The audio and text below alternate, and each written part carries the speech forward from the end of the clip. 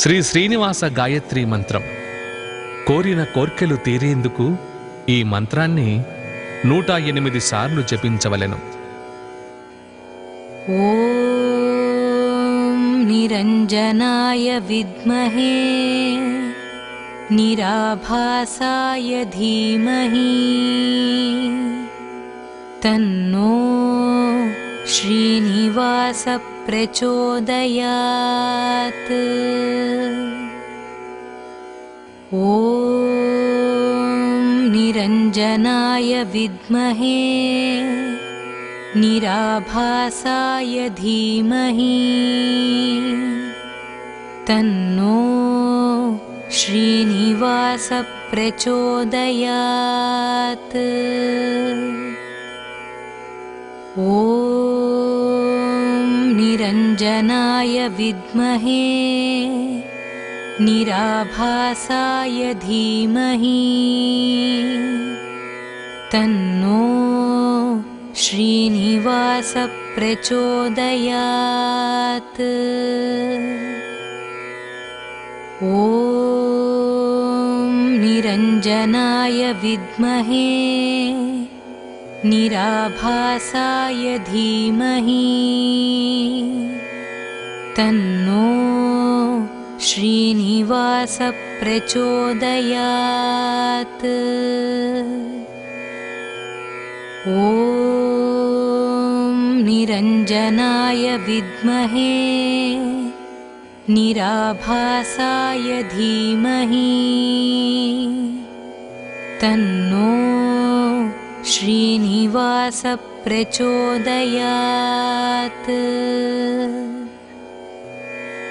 ఓం నిరంజనాయ విద్మహే నిరాభాసాయ ధీమహి తన్నో శ్రీనివాస ప్రచోదయాత్. ఓం నిరంజనాయ విద్మహే నిరాభాసాయ ధీమహి తన్నో శ్రీనివాస ప్రచోదయాత్. ఓం నిరంజనాయ విద్మహే నిరాభాసాయ ధీమహి తన్నో శ్రీనివాస ప్రచోదయాత్.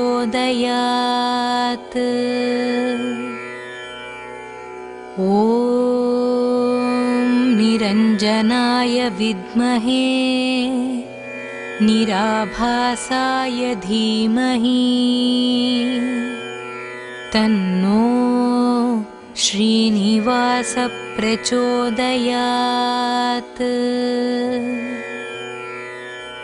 ఓం నిరంజనాయ విద్మహే నిరాభాసాయ ధీమహి తన్నో శ్రీనివాస ప్రచోదయాత్. ఓం నిరంజనాయ విద్మహే నిరాభాసాయ ధీమహి తన్నో శ్రీనివాస ప్రచోదయాత్.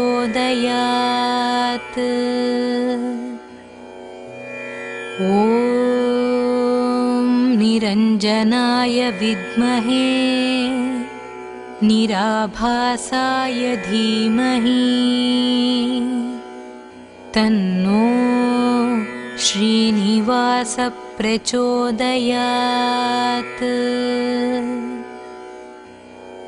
ఓం నిరంజనాయ విద్మహే నిరాభాసాయ ధీమహి తన్నో శ్రీనివాస ప్రచోదయాత్. ఓం నిరంజనాయ విద్మహే निराभासाय धीमहि तन्नो श्रीनिवास प्रचोदयात्। ॐ निरञ्जनाय विद्महे निराभासाय धीमहि तन्नो श्रीनिवास प्रचोदयात्। ॐ निरञ्जनाय विद्महे निराभासाय धीमहि तन्नो श्रीनिवास प्रचोदयात्। ॐ निरञ्जनाय विद्महे निराभासाय धीमहि तन्नो श्रीनिवास प्रचोदयात्। ॐ निरञ्जनाय विद्महे निराभासाय धीमहि तन्नो श्रीनिवास प्रचोदयात्। ॐ निरञ्जनाय विद्महे निराभासाय धीमहि तन्नो श्रीनिवास प्रचोदयात्। ॐ निरञ्जनाय विद्महे निराभासाय धीमहि तन्नो श्रीनिवास प्रचोदयात्। ॐ निरञ्जनाय विद्महे निराभासाय धीमहि तन्नो श्रीनिवास प्रचोदयात्। ॐ निरञ्जनाय विद्महे निराभासाय धीमहि तन्नो श्रीनिवास प्रचोदयात्। ॐ निरञ्जनाय विद्महे निराभासाय धीमहि तन्नो श्रीनिवास प्रचोदयात्। ॐ निरञ्जनाय विद्महे निराभासाय धीमहि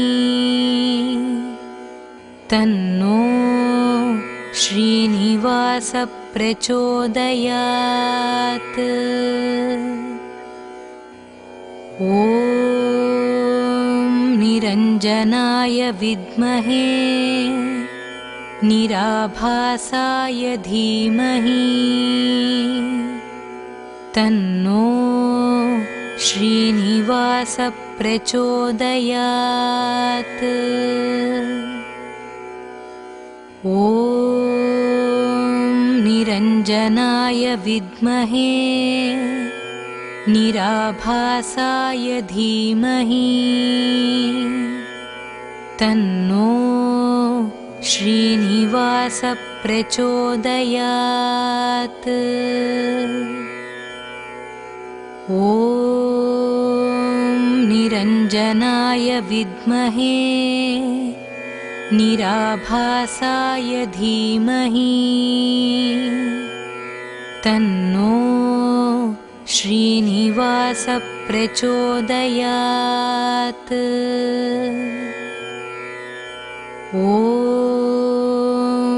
निरञ्जनाय विद्महे निराभासाय धीमहि तन्नो श्रीनिवासः प्रचोदयात्।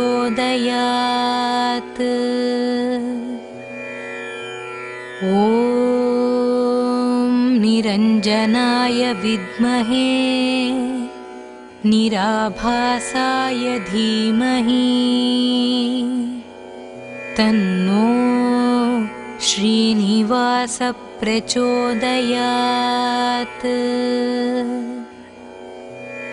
ॐ निरञ्जनाय विद्महे निराभासाय धीमहि तन्नो श्रीनिवासः प्रचोदयात्।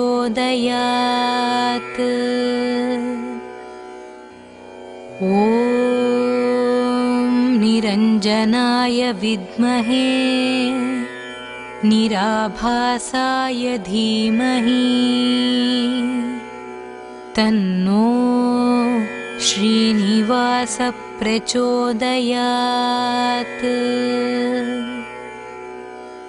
ॐ निरञ्जनाय विद्महे निराभासाय धीमहि तन्नो श्रीनिवासः प्रचोदयात्।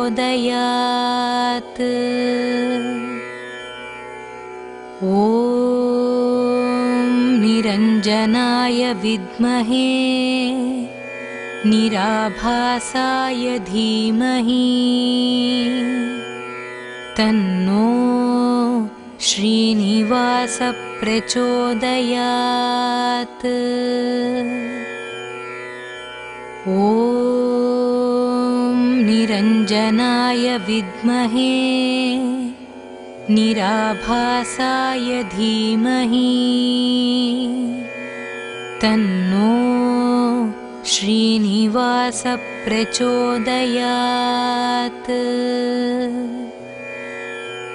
ॐ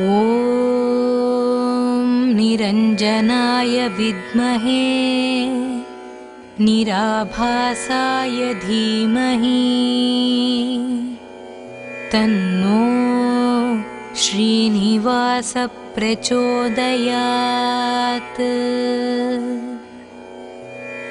ॐ निरञ्जनाय विद्महे निराभासाय धीमहि तन्नो श्रीनिवासः प्रचोदयात्। ॐ निरञ्जनाय विद्महे निराभासाय धीमहि तन्नो श्रीनिवासः प्रचोदयात्। ॐ निरञ्जनाय विद्महे निराभासाय धीमहि तन्नो श्रीनिवासः प्रचोदयात्।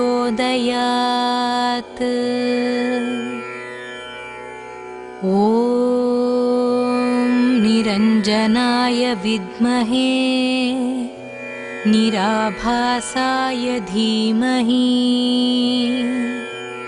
तन्नो श्रीनिवासः प्रचोदयात्। ॐ निरञ्जनाय विद्महे निराभासाय धीमहि तन्नो श्रीनिवासः प्रचोदयात्।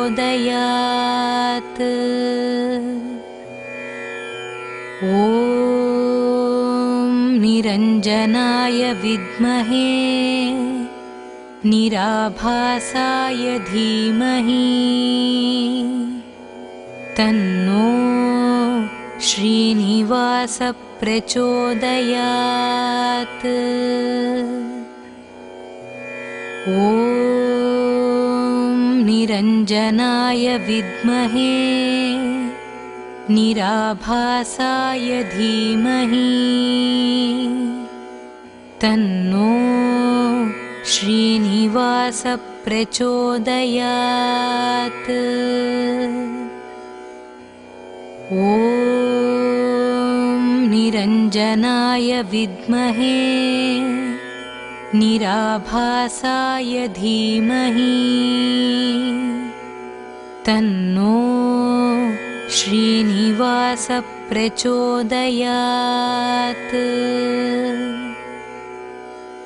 ॐ निरञ्जनाय विद्महे निराभासाय धीमहि तन्नो श्रीनिवास प्रचोदयात्। ॐ निरञ्जनाय विद्महे निराभासाय धीमहि तन्नो श्रीनिवास प्रचोदयात्। ॐ निरञ्जनाय विद्महे निराभासाय धीमहि तन्नो श्रीनिवास प्रचोदयात्। ॐ निरञ्जनाय विद्महे निराभासाय धीमहि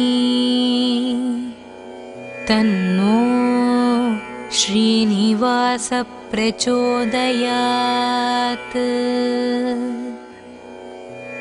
ॐ निरञ्जनाय विद्महे निराभासाय धीमहि तन्नो श्रीनिवास प्रचोदयात्।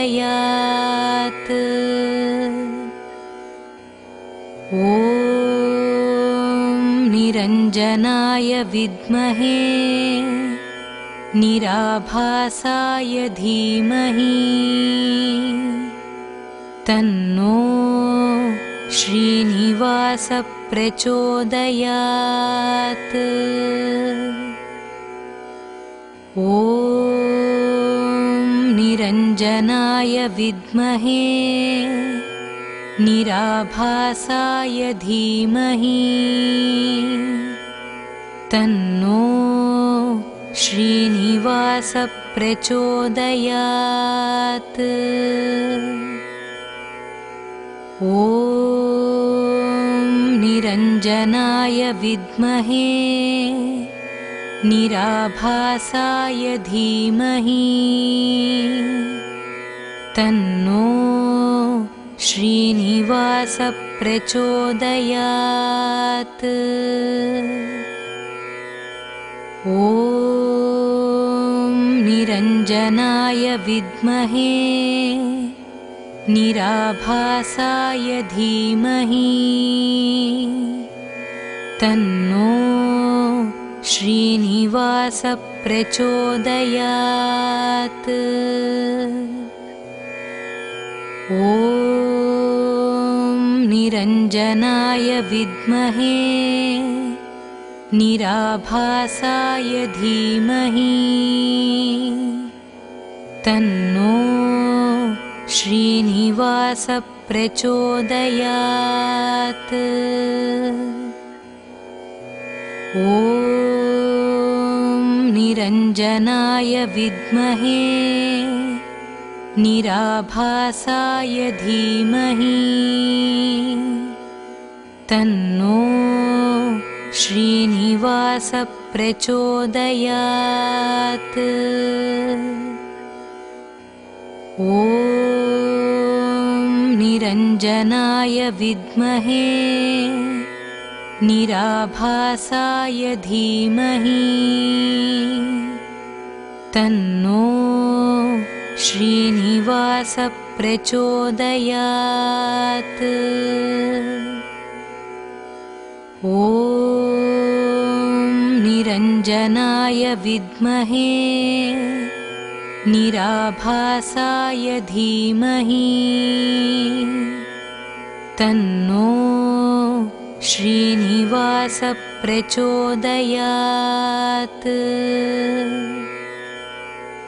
ॐ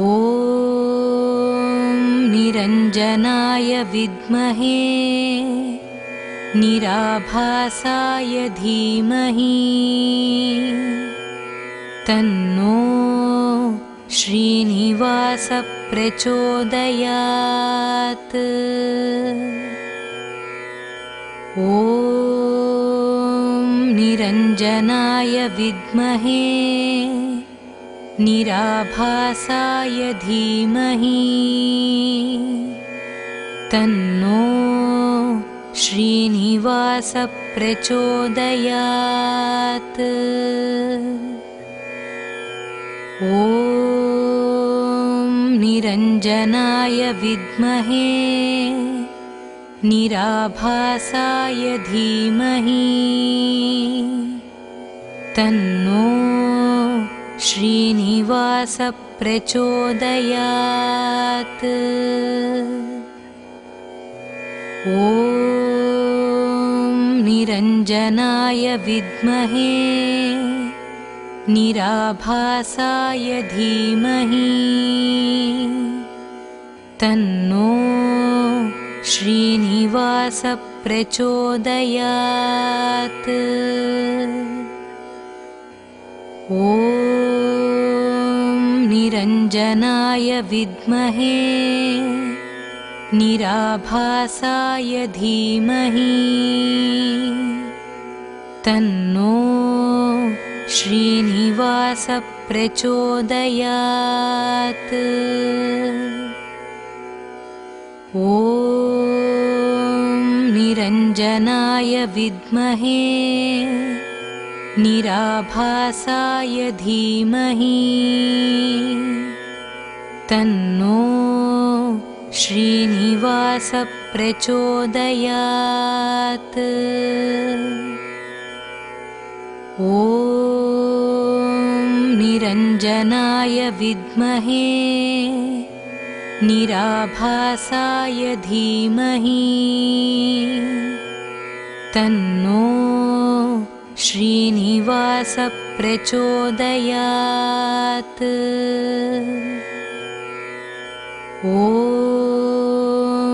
निरञ्जनाय विद्महे निराभासाय धीमहि तन्नो श्रीनिवास प्रचोदयात्। ॐ निरञ्जनाय विद्महे निराभासाय धीमहि तन्नो श्रीनिवास प्रचोदयात्। ॐ निरञ्जनाय विद्महे निराभासाय धीमहि तन्नो श्रीनिवास प्रचोदयात्। ॐ निरञ्जनाय विद्महे निराभासाय धीमहि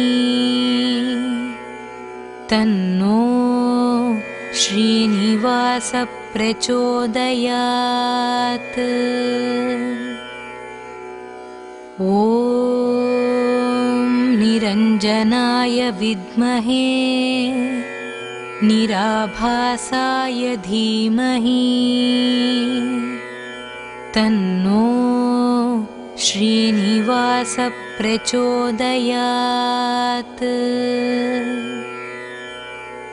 ॐ निरञ्जनाय विद्महे निराभासाय धीमहि तन्नो श्रीनिवास प्रचोदयात्। ॐ निरञ्जनाय विद्महे निराभासाय धीमहि तन्नो श्रीनिवास प्रचोदयात्। ॐ निरञ्जनाय विद्महे निराभासाय धीमहि तन्नो श्रीनिवास प्रचोदयात्। ॐ निरञ्जनाय विद्महे निराभासाय धीमहि तन्नो श्रीनिवास प्रचोदयात्। ॐ निरञ्जनाय विद्महे निराभासाय धीमहि तन्नो श्रीनिवास प्रचोदयात्। ॐ निरञ्जनाय विद्महे निराभासाय धीमहि तन्नो श्रीनिवास प्रचोदयात्। ॐ निरञ्जनाय विद्महे निराभासाय धीमहि तन्नो श्रीनिवास प्रचोदयात्। ॐ निरञ्जनाय विद्महे निराभासाय धीमहि तन्नो श्रीनिवास प्रचोदयात्। ॐ निरञ्जनाय विद्महे निराभासाय धीमहि तन्नो श्रीनिवास प्रचोदयात्। ॐ निरञ्जनाय विद्महे निराभासाय धीमहि तन्नो श्रीनिवास प्रचोदयात्। ॐ निरञ्जनाय विद्महे निराभासाय धीमहि तन्नो श्रीनिवास प्रचोदयात्। ॐ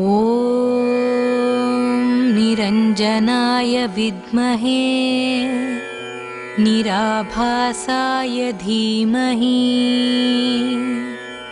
तन्नो श्रीनिवास प्रचोदयात्।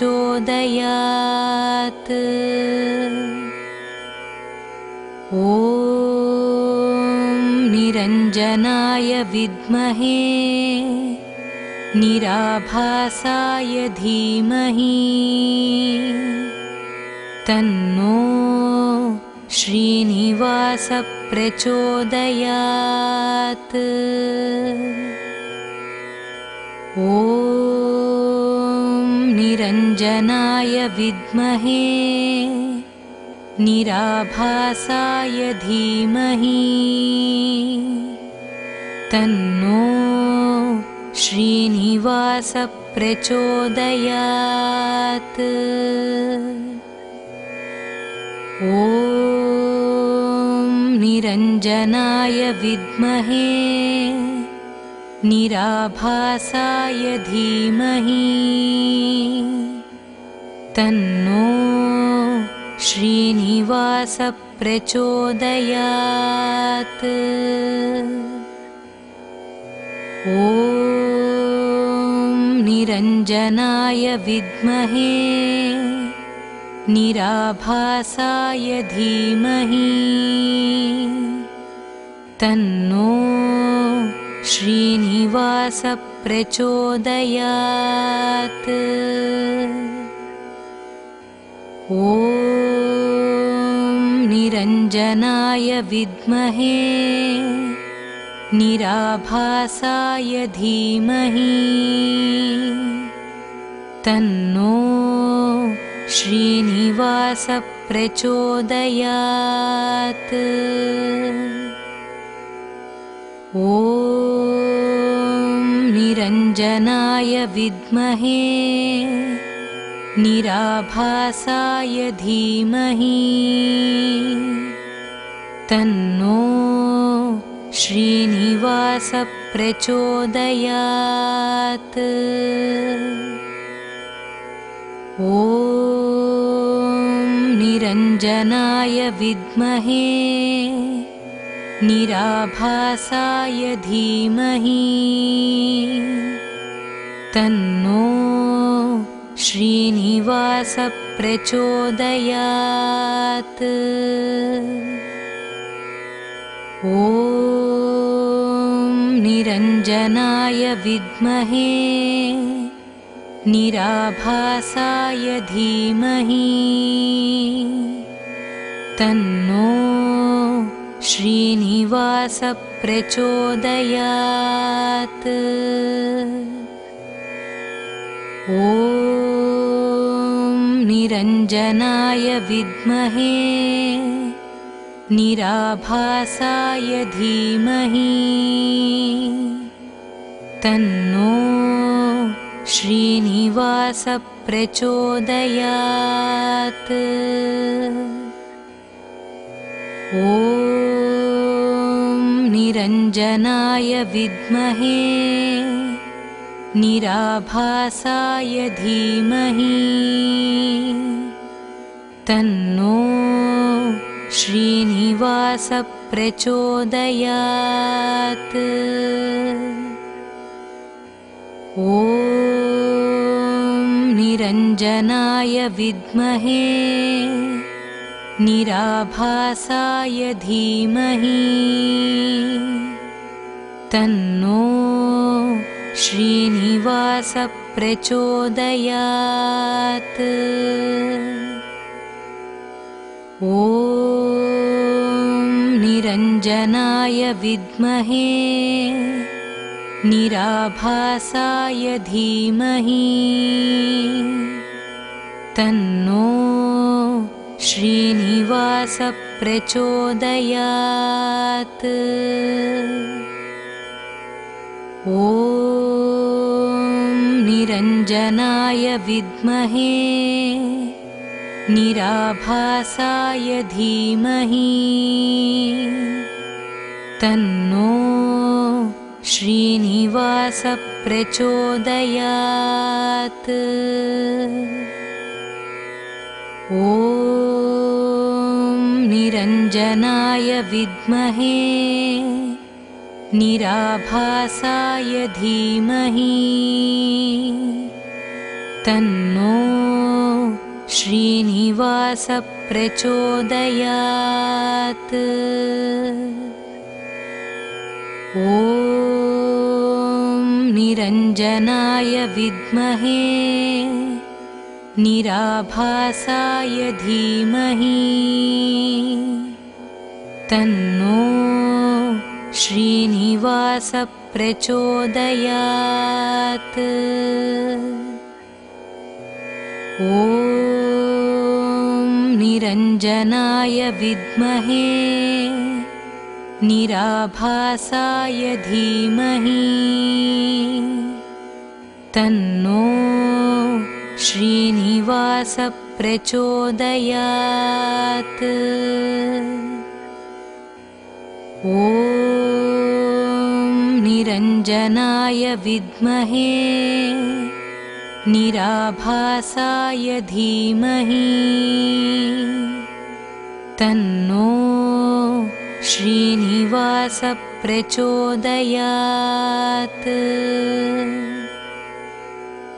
ॐ निरञ्जनाय विद्महे निराभासाय धीमहि तन्नो श्रीनिवास प्रचोदयात्। ॐ निरञ्जनाय विद्महे निराभासाय धीमहि तन्नो श्रीनिवास प्रचोदयात्। ॐ निरञ्जनाय विद्महे निराभासाय धीमहि तन्नो श्रीनिवास प्रचोदयात्। ॐ निरञ्जनाय विद्महे निराभासाय धीमहि तन्नो श्रीनिवास प्रचोदयात्। ॐ निरञ्जनाय विद्महे निराभासाय धीमहि तन्नो श्रीनिवास प्रचोदयात्। ॐ निरञ्जनाय विद्महे निराभासाय धीमहि तन्नो श्रीनिवास प्रचोदयात्। ॐ निरञ्जनाय विद्महे निराभासाय धीमहि तन्नो श्रीनिवास प्रचोदयात्। ॐ निरञ्जनाय विद्महे निराभासाय धीमहि तन्नो श्रीनिवास प्रचोदयात्। ॐ निरञ्जनाय विद्महे निराभासाय धीमहि तन्नो श्रीनिवास प्रचोदयात्। ॐ निरञ्जनाय विद्महे निराभासाय धीमहि तन्नो श्रीनिवास प्रचोदयात्। ॐ निरञ्जनाय विद्महे निराभासाय धीमहि तन्नो श्रीनिवास प्रचोदयात्। ॐ निरञ्जनाय विद्महे निराभासाय धीमहि तन्नो श्रीनिवास प्रचोदयात्।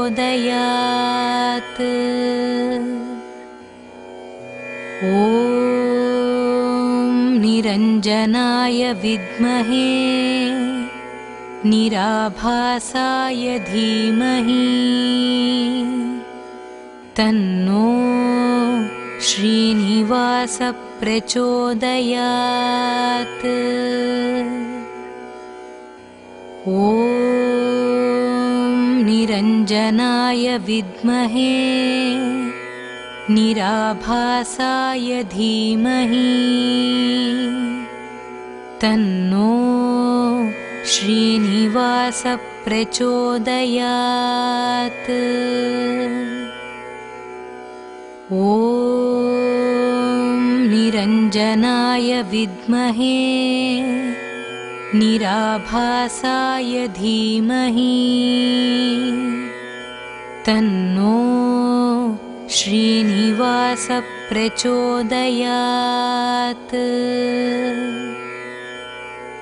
ॐ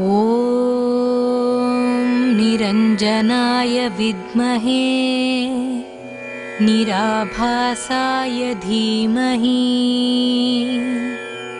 तन्नो श्रीनिवास प्रचोदयात्। ॐ निरञ्जनाय विद्महे निराभासाय धीमहि तन्नो श्रीनिवास प्रचोदयात्। ॐ निरञ्जनाय विद्महे निराभासाय धीमहि तन्नो श्रीनिवास प्रचोदयात्। ॐ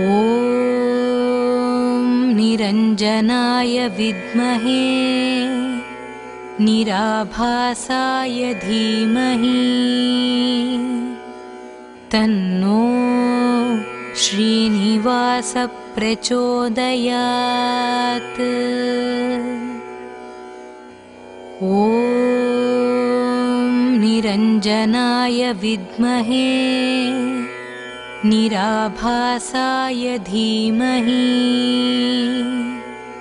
तन्नो श्रीनिवास प्रचोदयात्।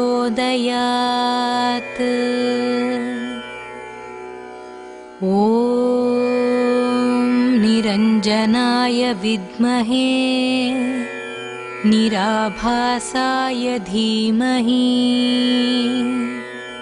तन्नो श्रीनिवास प्रचोदयात्।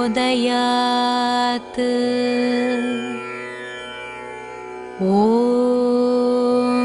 निरञ्जनाय विद्महे निराभासाय धीमहि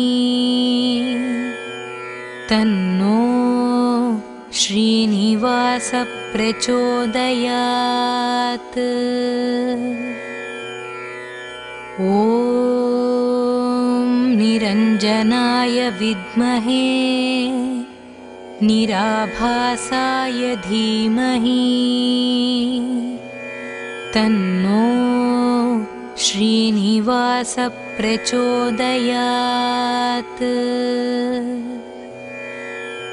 ॐ निरञ्जनाय विद्महे निराभासाय धीमहि तन्नो श्रीनिवास प्रचोदयात्। ॐ निरञ्जनाय विद्महे निराभासाय धीमहि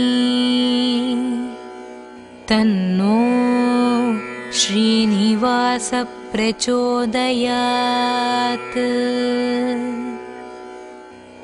ॐ निरञ्जनाय विद्महे निराभासाय धीमहि तन्नो श्रीनिवास प्रचोदयात्।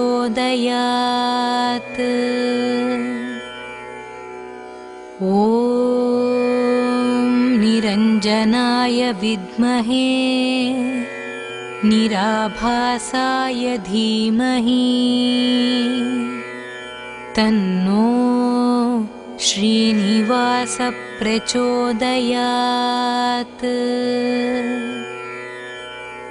ॐ निरञ्जनाय विद्महे निराभासाय धीमहि तन्नो श्रीनिवास प्रचोदयात्। ॐ निरञ्जनाय विद्महे निराभासाय धीमहि तन्नो श्रीनिवास प्रचोदयात्। ॐ निरञ्जनाय विद्महे निराभासाय धीमहि तन्नो श्रीनिवास प्रचोदयात्। ॐ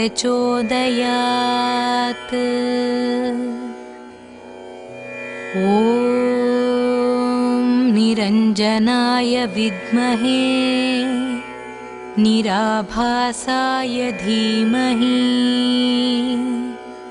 तन्नो श्रीनिवास प्रचोदयात्।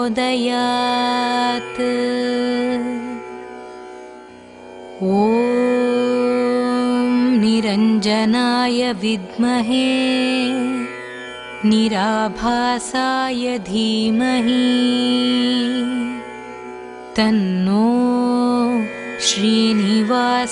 प्रचोदयात्। ॐ निरञ्जनाय विद्महे निराभासाय धीमहि तन्नो श्रीनिवास प्रचोदयात्। ॐ निरञ्जनाय विद्महे निराभासाय धीमहि तन्नो श्रीनिवास प्रचोदयात्। ॐ निरञ्जनाय विद्महे निराभासाय धीमहि तन्नो श्रीनिवास प्रचोदयात्। ॐ निरञ्जनाय विद्महे निराभासाय धीमहि तन्नो श्रीनिवास प्रचोदयात्।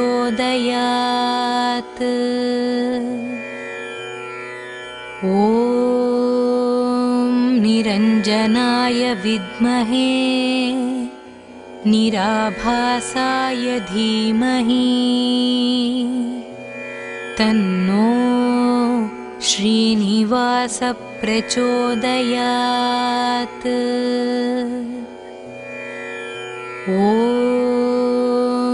निरञ्जनाय विद्महे निराभासाय धीमहि तन्नो श्रीनिवास प्रचोदयात्। ॐ निरञ्जनाय विद्महे निराभासाय धीमहि तन्नो श्रीनिवास प्रचोदयात्। ॐ निरञ्जनाय विद्महे निराभासाय धीमहि तन्नो श्रीनिवास प्रचोदयात्।